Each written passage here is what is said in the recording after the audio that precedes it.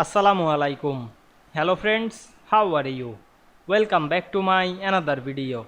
In this video, I am going to show you how to create pyramid chart in Excel 2016. Let's get started.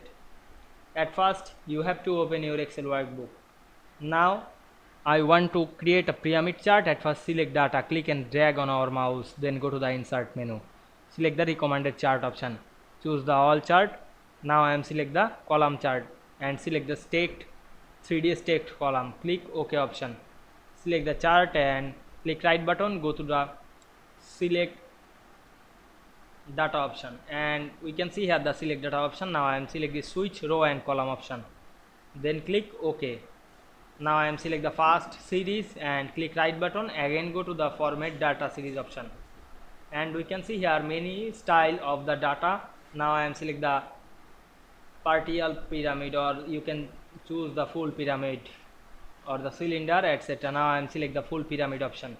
You can increase the chart size or wide, then close the window. Now we can see we make a pyramid chart in Excel very easily. You can rename the chart. I hope you enjoyed my video. Please like, comment, share and subscribe my channel. Thanks for watching.